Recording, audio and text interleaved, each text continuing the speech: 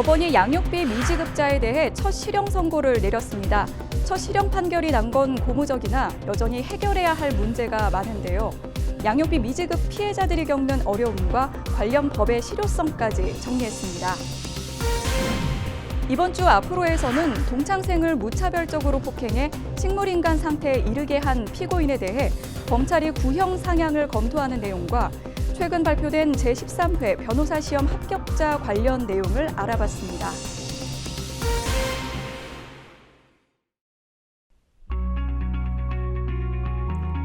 시청자 여러분 안녕하십니까? 4월 19일 로포커스 시작하겠습니다. 홀로 아이를 키우는 전 배우자에게 양육비를 주지 않는 이른바 나쁜 부모 사례 많이 들어보셨을 텐데요. 최근 10년 동안이나 양육비를 지급하지 않은 비양육자에 대해 징역 3개월의 실형이 내려졌습니다. 양육비 미지급으로 실형 선고가 나온 건 이번이 처음인데요. 이번 주 로포커스에선 양육비 미지급으로 인해 양육자들이 겪는 현실과 관련 법의 실효성에 대해 집중 보도합니다. 먼저 양육비 미지급 사건으로 실형 선고를 처음으로 받아낸 김은진 씨를 신예림 기자가 만나봤습니다. 홀로 두 아이를 키우며 소송과 재판까지 힘겹게 달려온 김은진 씨. 법정에서 판결이 내려지던 그 순간을 잊을 수 없습니다. 엄청 울었죠. 진짜 아무 생각도 안 나더라고요. 그냥 감사한 거밖에 없었어요. 그래서 판사님하고 검사님께 감사합니다, 감사합니다만 막 울부짖었던 것 같아요. 피고인이 법정 구속이 됐는데 이제 들어가는 것도 사실 기억이 안 날 정도로 부축받아서 나와서도 밖에서 한참 울었던 걸로 기억을 해요. 아빠 생각이 많이 나더라고요. 이혼 후 10년 동안 약 1억 원의 양육비를 주지 않고 버틴 나쁜 아빠. 지난 3월 법원은 40대 남성 A씨에 대해 징역 3개월을 선고했습니다. 이혼 후에도 당연히 부담해야 할 미성년자 부양 의무를 이행하지 않았고 전 배우자인 김씨가 이행명령 청구와 강제집행 등 모든 사법적인 방법을 동원했음에도 양육비를 지급하지 않았다는 겁니다. 굴착기 기사로 일하며 현금으로 급여를 받았음에도 양육비를 주지 않은 점도 비난받아 마땅하다고 봤습니다. 이전까지 양육비 미지급자에 대한 형사재판에서는 징역형의 집행유예에서 그치곤 했는데 실형 선고가 내려진 것은 이번이 처음입니다. 선고날에도 반신반의하면서 갔었어요. 너무도 집행유예가 많이 나왔던 경우였고 그때까지만 해도요. 그래서 반신반의하고 갔는데 너무 감사하게도 이제 실형이라는 첫 판례를 만들어 주시고 내려주신 거에 대해 너무 감사했어요. 아이들을 위해 선택한 마지막 수단 형사소송. 그러나 힘겹고 더딘 과정에 포기하고 싶은 적도 많았습니다. 형사고소까지 가는 과정과 절차가 길고 복잡한 데다 양육, 생계까지 동시에 책임져야 했기 때문입니다. 단 한순간도 안 힘들었던 적은 사실 없던 것 같아요. 사방에 막힌 벽 맨몸으로 부딪히는 느낌?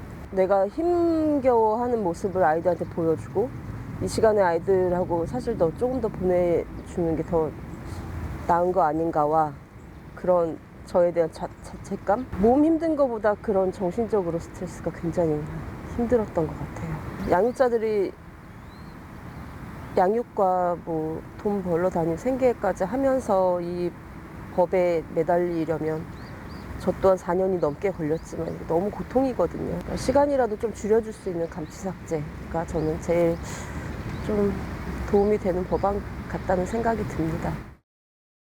첫 실형 선고라는 기쁨도 잠시 김 씨의 일상은 아직 크게 달라지지 않았습니다. 법정 구속 후에도 전 남편 측은 여전히 연락 두절이고 밀린 양육비조차 받지 못하고 있는 상황입니다. 여태까지 아무런 반응도 없고요. 현재까지도 지금 구치소에 수감이 되어 있는 상태인데도 그 집 식구들이며 뭐며 다 저를 차단해 놓은 상태이고요. 연락도 한 번 없었고요. 아직까지도요. 제가 쫓아다니고 있어요. 구치소 가서 수감번호 알아내고. 1심 법원이 내린 형량은 징역 3개월. 검찰은 형량이 낮다며 항소장을 제출했습니다. A씨가 양육비 미지급으로 감치 재판을 받게 되자 그제야 500만 원을 지급했을 뿐 그 외에는 양육비를 전혀 주지 않았다는 겁니다. 전 남편 A씨 또한 자신의 형량이 너무 높다며 곧바로 항소한 것으로 알려졌습니다.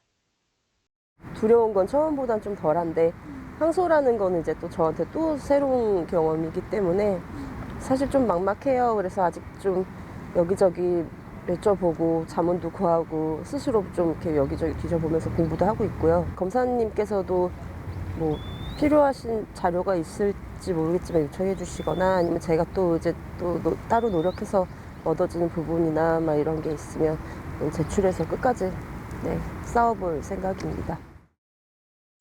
아이들을 위해 묵묵히 또 하루를 견뎌내는 김 씨. 엄마의 싸움은 아직 끝나지 않았습니다. 법률방송 신예림입니다. 앞서 리포트에서 봤듯 양육비 미지급자에게 첫 실형이 선고됐지만 여전히 갈 길은 멀다는 게 중론인데요. 양육비를 받지 못해 피해받는 아동은 100만 명에 이른다고 합니다. 양육비 미지급과 관련해 어떤 사례가 있는지 신세아 기자가 알아봤습니다. 이제는 양육비 미지급 금액이 정확히 얼마나 되는지 계산조차 어렵다는 정유정 씨. 큰아이 1살 때 이혼 후 19년이 지나 큰아이가 대학교를 가게 됐음에도 여전히 양육비는 받지 못하고 있다고 말합니다.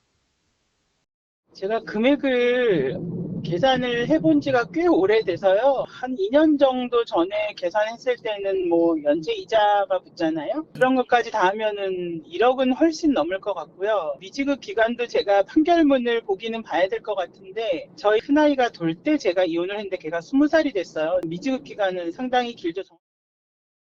결국 정 씨는 2013년 법원에서 양육비 이행 명령을 받고도 돈을 주지 않는 전 남편을 상대로 감치 명령을 받아내기 위한 소송을 또다시 냈습니다.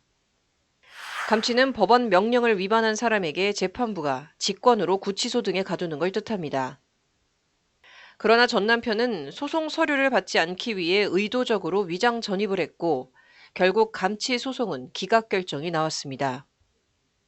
기각이 된 사유는 상대방이 위장전입 그런 걸 하면서 송달이 안 돼서 그게 안 됐어요. 제가 되게 억울한 거는 기각된 사유가 다른 것도 아니고 판사가 이 사람이 상대방이 이런 소송의 사실을 몰랐을 것이다 라고 해서 승인을 안 해준 거예요. 이미 저는 판사가 그런 이야기를 했을 때 이 사람하고 지금도 저는 연락이 되거든요. 근데 주소를 주고도 안 알려주는 상황인 거고 현재 고등학교 3학년과 20살이 된 두 딸을 혼자서 키우고 있는 정 씨는 혹여나 아이들이 경제적 문제로 꿈을 포기할까 봐 두렵다고 호소했습니다. 제가 진짜 얘기하면은 눈물 나서 웬만한 사람들한테는 잘 얘기를 안 하는데 큰애가 지금 올해 이제 대학교 1학년이 됐거든요. 근데 얘가 초등학교 때부터 한국무용을 했었어요. 어느 날 애가 이제 그만두겠다고 저한테 얘기를 하더라고. 그래서 왜 그러냐 그랬더니 이걸 해가지고는 자기가 밥 벌어먹고 살기 힘들겠다. 그렇게 얘기를 하는 거예요. 그래서 제가 다시 생각해라 이제 이렇게 했는데 결국은 아이가 제가 출장 가고 어디 간 사이에 그 무용 소품들 막 엄청 비싸게 준 한복 이런 것들을 가위로 갈기갈기 다 찢어가지고 엄청 큰 쓰레기 봉지에 묶어가지고 집 앞에 이같이 정 씨뿐 아니라 국내 양육비 이행이 부진하다는 사실은 숫자로도 증명이 됩니다. 2021년 기준 양육비 지급 현황을 살펴보면 양육비 지급을 신청한 가구 중 정기적으로 양육비를 받는 가정은 단 15%뿐이었습니다. 양육비를 한 번도 받아본 적 없는 양육자는 무려 72%가 넘었습니다. 또한 양육비 미지급자로부터 지급을 약속받았다 해도 실제로 돈을 받기란 쉽지 않습니다. 국회 입법조사처에 따르면 2020년부터 2022년까지 3년간 실제 양육비 지급 실이행 건수는 절반도 채 미치지 못했습니다. 확약 건수, 실이행 건수 차례대로 2020년 2,428건 중 965건, 2021년 2,602건 중 1,400건, 2022년 2,273건 중 1,343건으로 나타났습니다. 이같이 양육비 지급률과 회수율이 현저히 낮은 탓에 관련 법과 규정에 대한 실효성 논란이 나오고 있습니다. 관련해서 수년간 양육비 미지급 문제를 위해 싸워온 사단법인 양혜연 이영 대표는 이 같은 저조한 이행률에 대한 배경을 크게 두 가지로 꼽았습니다.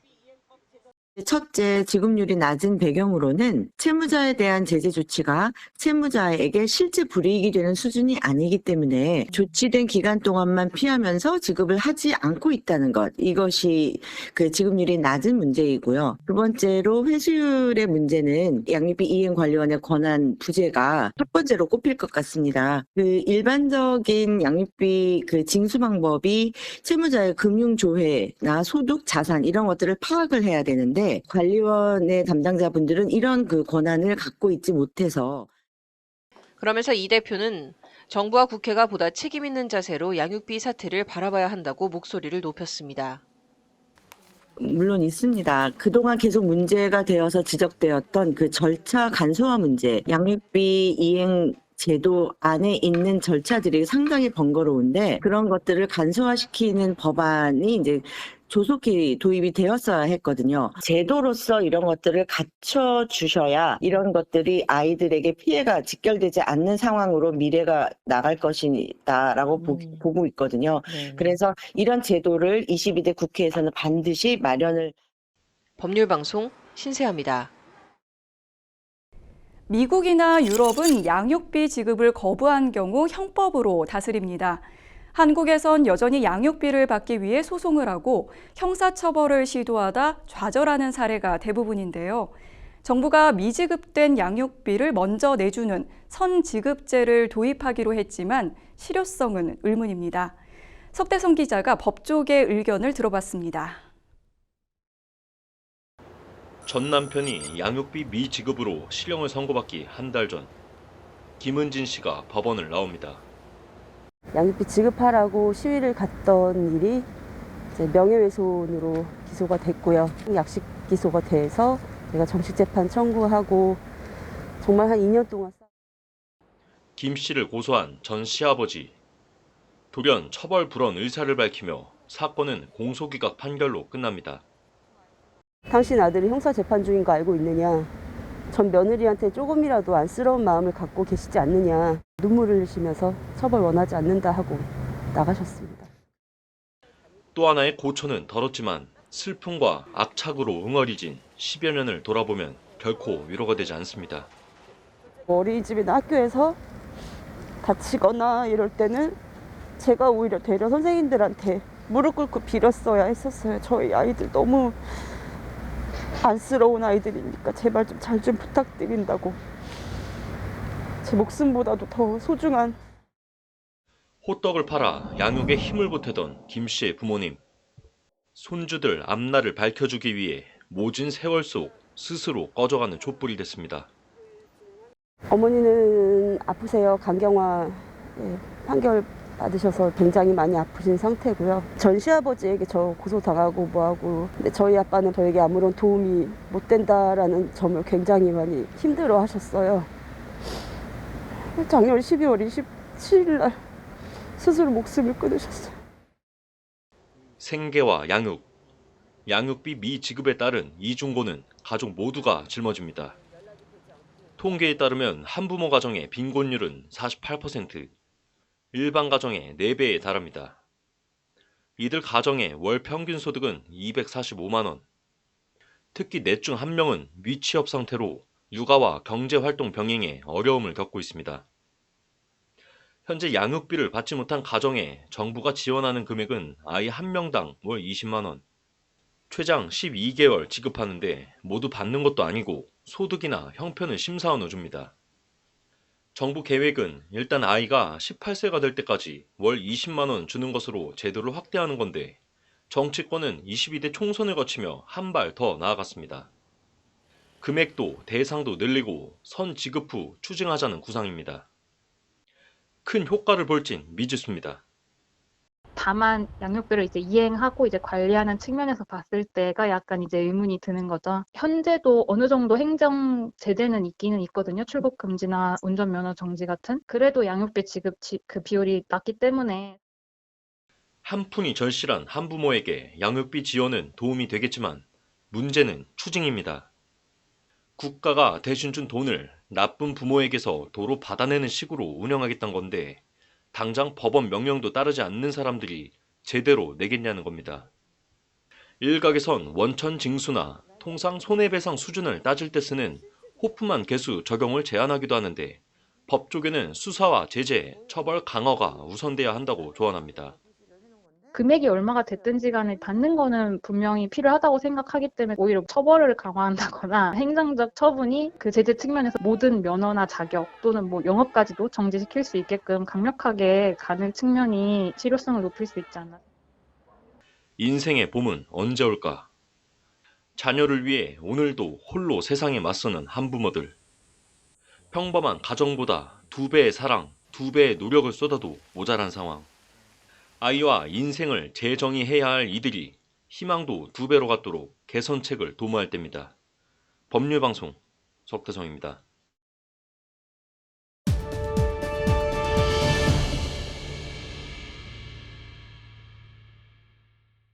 이번 22대 국회에도 당선 무효나 의원직 상실 가능성을 안고 여의도로 입성하는 총선 당선자가 상당합니다. 이미 하급심에서 의원직 상실에 해당하는 선고를 받은 당선자도 있어 22대 국회는 지난 국회에 비해 중도 이탈자가 많을 거란 관측도 있는데요. 국회 개원 후 사법 리스크 여파로 인한 정치권 지형 변동이 있을지, 국정과 의정엔 얼마나 영향을 미칠지 관심이 쏠립니다. 자세한 내용 석대성 기자가 전합니다. 당선은 됐지만 사법 리스크 여전하다는 지적이 있는데 어떻게 생각하십니까? 임기직 의원직 상실 가능성에 대해서는 어떻게 보십니까? 앞으로 175석 쾌거는 이뤘지만 여전히 발목 잡혀있는 출세가도, 선거법 위반 혐의와 위증교사 혐의, 대장동, 백현동 개발특혜 의혹과 성남FC 뇌물 혐의까지 22대 국회가 열려도 평일 최소 한두 번은 법원에 가야 할 실정입니다.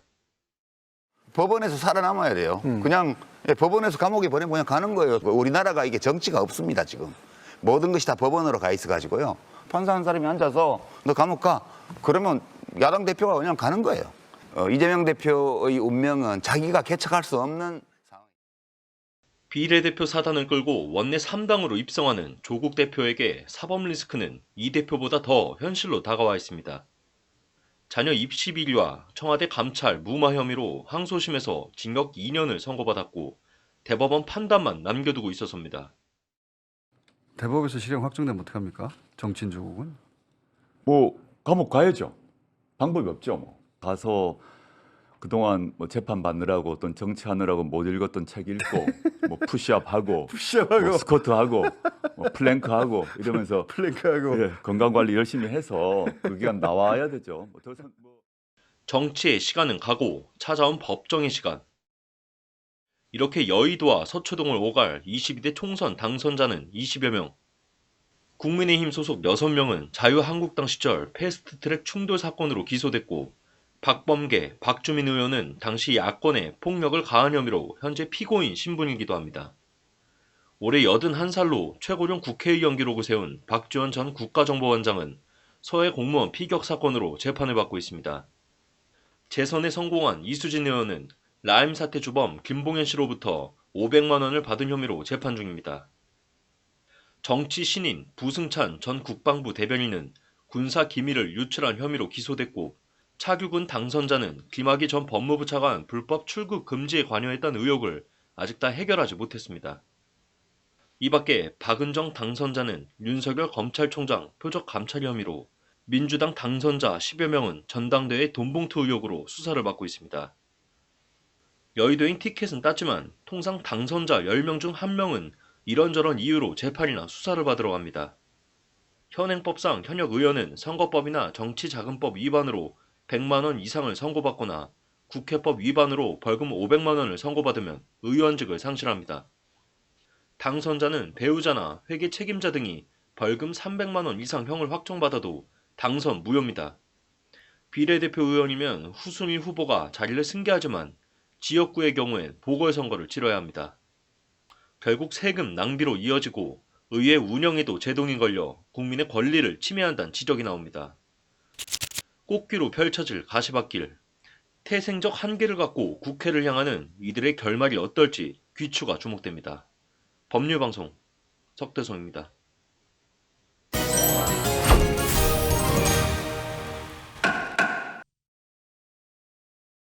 한 주간 이슈를 알아보는 앞으로에선 이번 주 화제였던 검찰 구형 의미에 대해서 알아보고 제13회 변호사 시험 합격자 발표 관련 얘기 구체적으로 나눠보도록 하겠습니다. 양윤석 변호사 모셨습니다. 어서 오세요. 안녕하세요. 네, 일단 검찰 구형의 의미에 대해서 얘기를 해보겠다라고 말씀을 드렸는데 이게 좀 무슨 얘기지 하시는 분들 계실 것 같아요. 관련해서 뉴스가 하나 나왔는데 얼마 전 식물인간이 된 딸에 대한 사연이 인터넷에 올라왔죠. 예, 그 얼마 전 그 폭행으로 인해서 좀 식물인간이 된 피해자의 사연이 인터넷에 올라왔습니다. 네. 그 게시글에 의하면 피해자는 여행에서 좀 친구와 다툼이 있었는데 갑자기 가해자가 싸움에 끼어들어서 이 피해자의 머리를 2차례 가격하였고 이 피해자가 탁자에 경추를 부딪히면서 바닥에 쓰러지고 뇌출혈 진단 및 식물인간 상태가 되었다는 것입니다. 네. 가해자는 중상해 혐의로 기소가 되었고 검찰은 징역 5년을 구형하였는데요. 이 피해자 가족은 검찰의 구형이 너무 낮다며 억울함을 호소하였고 검찰은 양형조사를 통해서 구형 상향을 검토하겠다라는 입장을 밝혔습니다. 네, 보통 형사재판에서 검사가 구형을 한다 해서 이 구형이란 단어가 굉장히 많이 나오는데 사실 이 뜻을 정확히 모르는 분들도 많이 계시는데요. 이거 정확히 어떤 의미인가요? 예, 일단 이 형사재판에서 증거조사와 증인신문 등을 모두 마치면 이 검사는 구형을 하고 변호인은 최후변론, 피고인은 최후 진술을 하게 됩니다. 여기서 이 구형이란 검사가 판사에게 피고인에게 어떠한 형을 선고해달라라고 요구하는 것을 의미합니다. 이 검사는 판사에게 벌금이나 집행유예, 징역형뿐만 아니라 기소한 제명에 대해 따라서 몰수나 추징, 취업 제한, 신상 공개, 전자장치 부착 명령 등을 함께 요구하는 경우도 있습니다. 이 검사는 보통 판사가 실제 판결하는 선고형보다 2~3배 높은 그 형량을 구형하는 편이고 구형보다 좀 너무 낮은 형이 선고하는 경우에는 검사가 이렇게 항소를 하는 경우도 있습니다. 네.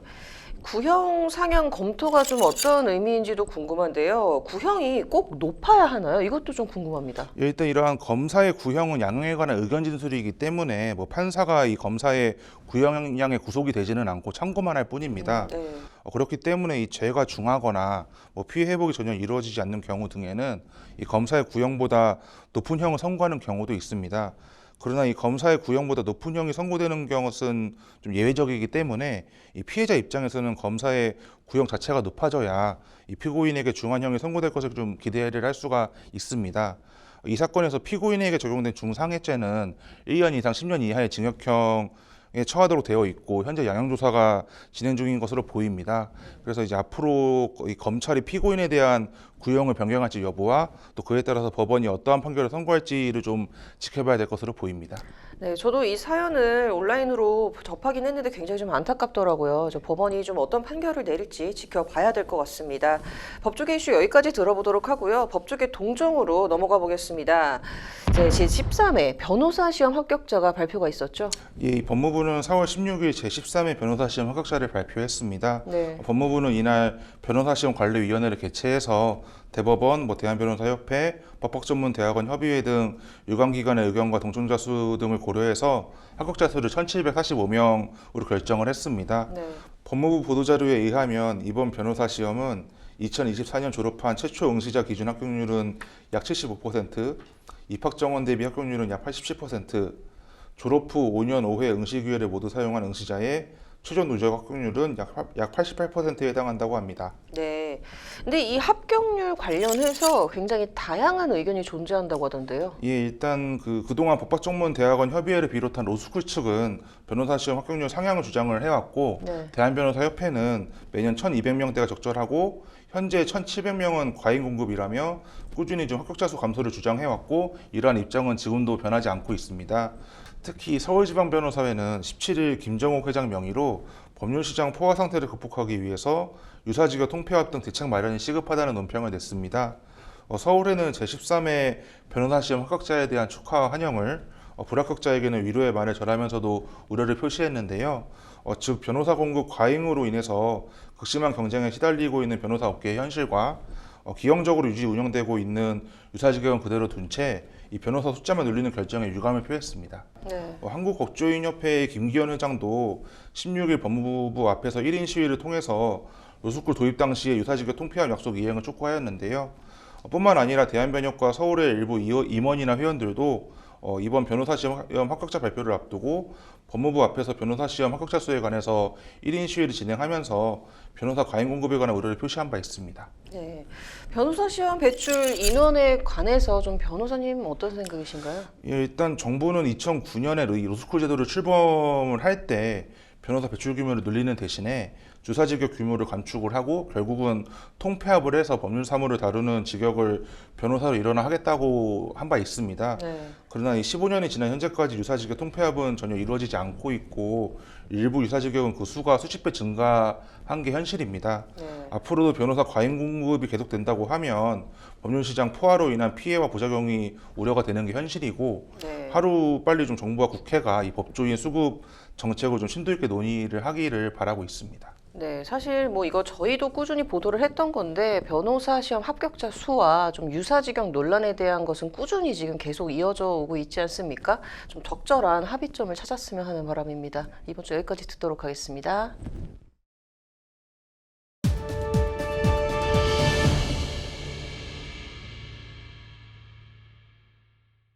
이번 주 로포커스는 여기까지입니다. 다음 주 더욱더 좋은 뉴스로 찾아뵙겠습니다. 고맙습니다.